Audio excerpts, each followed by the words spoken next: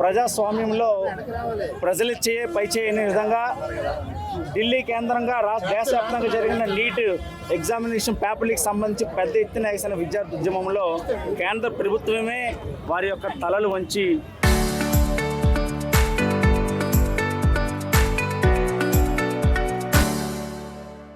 కేంద్ర విద్యాశాఖ మంత్రి రాజీనామా చేసిన ఘటనని దేశమంతా చూసాం. మరి అదేవిధంగా మన ఆంధ్రప్రదేశ్ ప్రభుత్వం విషయానికి వస్తే ఆంధ్రప్రదేశ్ ప్రభుత్వం అధికారం చేపట్టాక ఏదైతే తొలి సంతకం అని గొప్పగా చెప్పుకొని చేపట్టిన మెగా డిఎస్సిలో పెద్ద ఎత్తున జరిగిన అవినీతి స్కామ్ని వైఎస్ఆర్ కాంగ్రెస్ పార్టీ బయటపెట్టి గత కొన్ని నెలలుగా పోరాడుతున్నా సరే కనీసం వారు చలనం లేకుండా వాళ్ళు దున్నపోతుపై వర్షం పడినట్టు ఆ విషయాన్ని పట్టించుకోకుండా వారు సిగ్గు లేకుండా ఇంకా 2 సంవత్సరాల్లో అన్ని హామీలు అమలు చేస్తామని చెప్పని వారు నాయకులు ఇంటింటికి తిప్పుతున్నారు. ఏ మొహం పెట్టుకొని మీరు ఇంటింటికి వెళ్తారని చెప్పి మేము గట్టిగా వైఎస్ఆర్ కాంగ్రెస్ ప్రశ్నిస్తున్నాం. క్లియర్గా వారు స్పోర్ట్స్ కోటాలో ఉదాహరణకు స్పోర్ట్స్ కోటాలో 421 మందికి ఉద్యోగాలు కేటాయిస్తే వారికి కనీసం డిగ్రీ అర్హత లేదు, వాళ్ళకి టెట్కి అర్హులు కాలేదు. కొత్త జీవోల నెంబర్లు తీసుకొచ్చి వారు ఉద్యోగాల కల్పన జరిపిన తర్వాత మళ్ళీ ఆ జీవోలు రద్దు చేసిన విషయాలన్నీ కూడా తేడతెల్లంగా బయటకు కనబడుతున్నా సరే ఈ యొక్క ప్రభుత్వం అసలు చలనం లేదు.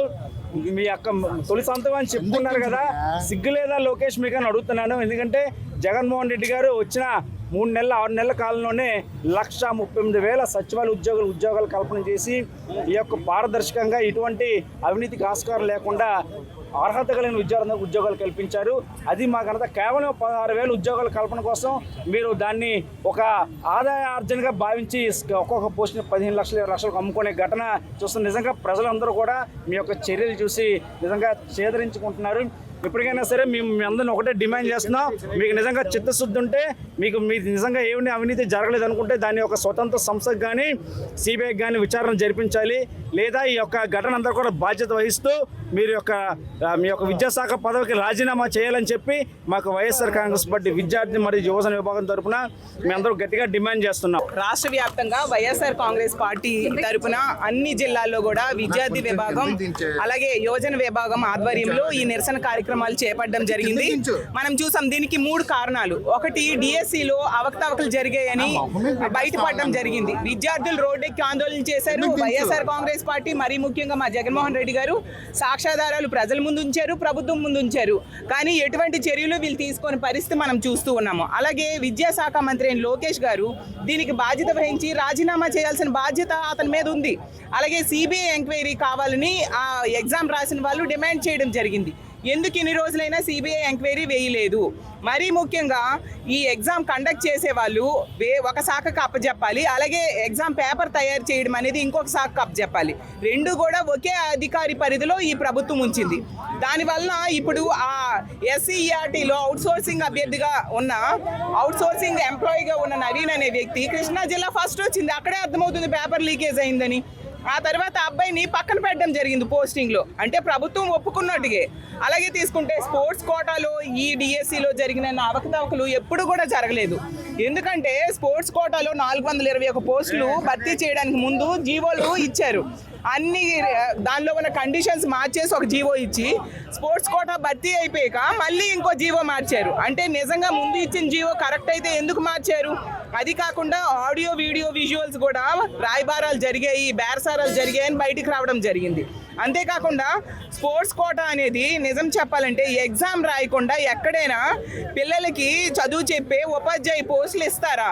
అది స్పోర్ట్స్ కోటాలో ఈ డిఎస్సిలో వీళ్ళు ఇవ్వడం జరిగింది. మెగా డిఎస్సిని పూర్తిగా దగా డిఎస్సి చేసిన పరిస్థితి మనం చూస్తూ ఉన్నాము. యాక్చువల్గా డిఎస్సి అంటే డిస్ట్రిక్ట్ సెలక్షన్ కమిటీ, కానీ ఈ ఆంధ్రప్రదేశ్ రాష్ట్రంలో కూటమి ప్రభుత్వంలో డి అంటే డిఎస్సిని ఫుల్గా దాని ఎబ్రివేషన్నే మార్చేసిన పరిస్థితి. ఎందుకంటే పూర్తిగా కరప్షన్కి పెద్దపీట వేసిన పరిస్థితి మనం చూస్తూ ఉన్నాము. అలాగే ఎలక్షన్ ముందేమో వీళ్ళు ఈవీఎం ట్యాంపరింగ్ చేశారు, ఎలక్షన్ అయ్యాకేమో ఇలాంటి సెలక్షన్స్లో ట్యాంపరింగ్ చేస్తూ ఉండే పరిస్థితి మనం చూస్తూ ఉన్నాము. వీళ్ళు ఎలక్షన్స్లో ట్యాంపరింగ్ చేస్తారు, సెలక్షన్స్లో ట్యాంపరింగ్ చేస్తారు. అంత దారుణంగా మారిపోయింది. మరో ముఖ్యమైన విషయం, వీళ్ళ అధికారంలోకి రాకముందు ఎన్నికల టైంలో ఏం చెప్పారు? ఇంటికి ఒక ఉద్యోగం లేదా నిరుద్యోగ భృతి 3,000 రూపాయలు ఇస్తానన్నారు. ఈ రోజుకి తీసుకుంటే 25 నెలలు అయింది. 75,000 ప్రతి నిరుద్యోగికి ఇవ్వాలి. ఎక్కడిచ్చారు? ఈరోజు రాష్ట్రంలో నిరుద్యోగిత రేట్ అనేది 21% ఉండి దేశ యావరేజ్ కంటే చాలా ఎక్కువగా ఉంది. దేశ యావరేజ్ అది 14.6% ఉంది. మన రాష్ట్రంలో 21% ఉంది. అంటే అంత ఎక్కువ ఉంది. ఈ రాష్ట్రంలో నిరుద్యోగులు 191 మంది ఈ కూటమి ప్రభుత్వం అధికారంలోకి వచ్చాక ఆత్మహత్యలు చేసుకోవడం జరిగింది. దానికి కారణం ఏంటి? విద్యాశాఖ మంత్రిగా లోకేష్ గారు విఫలమయ్యారు. అలాగే తీసుకుంటే ఫీజు రియంబర్స్మెంట్ బకాయిలు మనం చూస్తే ఎంతగా వీళ్ళు బకాయిలు పడ్డారంటే 9,500 కోట్లు బకాయిలు పడడం జరిగింది. ఫీజు రియంబర్స్మెంట్ అవ్వచ్చు, వసతి దీవెన అవ్వచ్చు. వీళ్ళు ఇచ్చింది కేవలం 2,900 కోట్లు ఇచ్చి మిగతా ఇవ్వాల్సిన బకాయి 9,500 కోట్లు బకాయిలు పడడం జరిగింది. ఈ విధంగా అన్ని రకాలుగా కూడా వీళ్ళు పాలనలో వైఫల్యం చెందారు. విద్యార్థుల్ని అలాగే నిరుద్యోగుల్ని మోసం చేసిన పరిస్థితి చూసాము. కాబట్టి వీళ్ళకి ఇప్పటికైనా బుద్ధి రావాలి. వీటన్నిటికీ నైతిక బాధ్యత వహించి లోకేష్ గారు రాజీనామా చేయాల్సిందిగా మేము డిమాండ్ చేస్తూ ఉన్నాము. అక్కడ నీట్ ఎగ్జామ్లో పేపర్ లీకేజ్ అని తెలిసిన వెంటనే ఏ విధంగా అయితే ధర్మేంద్ర ప్రధాన్ గారు రాజీనామా చేశారో ఆ విధంగా ఇక్కడ ఇతను నైతిక బాధ్యత వహించి రాజీనామా చేయాలి. లేకపోతే అక్కడ ఎలాగ కేంద్రంలో జంజీ యువత వచ్చి రోడ్డెక్కి ఆందోళన చేశారు, అదే పరిస్థితి ఈ రాష్ట్రంలో కూడా నెలకొంటుంది లోకేష్ గారు రాజీనామా చేసేంత వరకు అని తెలియజేస్తూ ఉన్నాను. ఎప్పటికైనా మా డిమాండ్స్ అన్ని కూడా ప్రభుత్వం నెరవేర్చాల్సిందిగా కోరుకుంటున్నాను. ఆంధ్రప్రదేశ్ రాష్ట్రంలో విద్యార్థులకి నిరుద్యోగ యువకులకి జరుగుతున్న మోసాలపైన, అన్యాయాలపైన ఈ రాష్ట్రంలో యువత తరపున, నిరుద్యోగ యువకుల తరపున ఒక గౌరవప్రదమైన ప్రతిపక్ష పార్టీగా జగన్మోహన్ రెడ్డి గారి ఆదేశాల మేరకు వైఎస్ఆర్ కాంగ్రెస్ పార్టీ ఇప్పటికీ ఏ విధంగా పోరాటం చేస్తుందో చూసాం.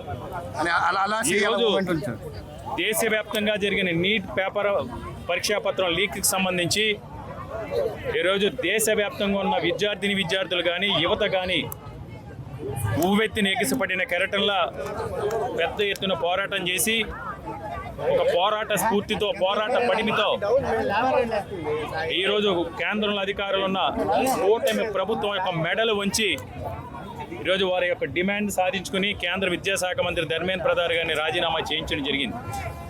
అదేవిధంగా రాజకీయాల్లో జవాబుదారీతనం ఉండాలి. రాజకీయాల్లో విద్యార్థుల జీవితాల్లో, నిరుద్యోగ యువకుల జీవితాలతో ఆడుకోవాలంటే రేపొద్దుట భయపడాలి అంటే తప్పకుండా ఈరోజు ఆంధ్రప్రదేశ్ రాష్ట్రంలో జరిగిన డిఎస్సి స్కామ్కు సంబంధించి ఈ యొక్క దోపిడీ పార్టీకి వారసుడు ఎవరైతే ఉన్నారో, దోచుకునే పార్టీకి వారసుడు ఎవరైతే ఉన్నారో ఈ రాష్ట్ర విద్యాశాఖ మంత్రి లోకేష్ తక్షణం రాజీనామా చేయాలని డిమాండ్తో ఈరోజు రాష్ట్ర వ్యాప్తంగా ఉన్న నిరుద్యోగ యువకులు కానీ విద్యార్థులు కానీ పెద్ద ఎత్తున పోరాటం చేస్తున్నారు. ఎవరైతే తమ హక్కుల కోసం, విధుల కోసం విద్యారంగంలో, ఉపాధి రంగంలో జరుగుతున్న మోసాలని, అన్యాయాల్ని అరికట్టడం కోసం వారికి న్యాయం చేయాలనే ఉద్దేశంతో ఎవరైతే పోరాటం చేస్తున్నారో వారందరికీ కూడా జగన్మోహన్ రెడ్డి గారి ఆదేశాల మేరకు వైఎస్ఆర్ కాంగ్రెస్ పార్టీ విద్యార్థి విభాగం కానీ, వైఎస్ఆర్ కాంగ్రెస్ పార్టీ యువజన విభాగం కానీ అండగా ఉండి ఎవరైతే ఈ విద్యార్థులు కానీ యువతకు కానీ వారి హక్కులు, వాళ్ళకి న్యాయం జరిగే వరకు కూడా ఈ రెండు విభాగాలు కూడా వారి వెన్నంటి పోరాడతామని తెలియజేయడం కోసం ఈరోజు ఈ రాష్ట్ర వ్యాప్తంగా నిరుద్యోగ యువకులు, విద్యార్థులు చేపట్టిన పోరాటానికి ఈరోజు విద్యార్థి విభాగం, యువజన విభాగం ఆధ్వర్యంలో వైఎస్ఆర్ కాంగ్రెస్ పార్టీ తరఫున మేము మద్దతు తెలపడం జరిగింది. మేము ఒకటే పిలిపిస్తూ ఉన్నాం, పోరాడితే పోయేదేమీ లేదు, బానిస సంఖ్యలు తప్ప అని పెద్దలు చెప్పినట్టు ఈరోజు ఈ రాష్ట్రంలో ఉన్న యువత ఈ దుర్మార్గ ప్రభుత్వంపై, ఈ అన్యాయం ప్రభుత్వంపై, ఈ దోపిడీ ప్రభుత్వంపై, ముఖ్యంగా ఏదైతే అధికారం శ్వాసతోనే ఇది రాచరికమని విరవేగుతున్నారో తండ్రి కొడుకులు చంద్రబాబు నాయుడిని, లోకేష్ తక్షణం రాజీనామా చేసే వరకు కూడా ప్రతి ఒక్కరు కూడా చెయ్యి కలిపి కథం తొక్కి పిడికిలి బిగించి మన ఒక ఉత్తేజభరితమైన పోరాటం ద్వారా లోకేష్ రాజీనామా చేసే వరకు కూడా ఈ పోరాటాన్ని కొనసాగించాలని, ఈ పోరాటంలో మళ్ళీ చెప్తున్నా నిరుద్యోగ యువకులు అందరూ కూడా మేము అండగా ఉంటామని తెలియజేస్తూ ఈరోజు ఇంత పెద్ద ఎత్తున విశాఖపట్నంలో జరిగిన ఈ భారీ నిరసన ర్యాలీలో పాల్గొన్న నిరుద్యోగ యువకులు కానీ, విద్యార్థులు కానీ, మరీ ముఖ్యంగా ఆ నిరుద్యోగ యువకులకి, నష్టపోయిన వారికి అండగా నిలబడ్డ వైఎస్ఆర్ కాంగ్రెస్ పార్టీ యువజన విభాగం కానీ, విద్యార్థి విభాగం నాయకులందరినీ కూడా పేరున కూడా నేను హృదయపూర్వకంగా వారికి ధన్యవాదాలు తెలియజేస్తాను.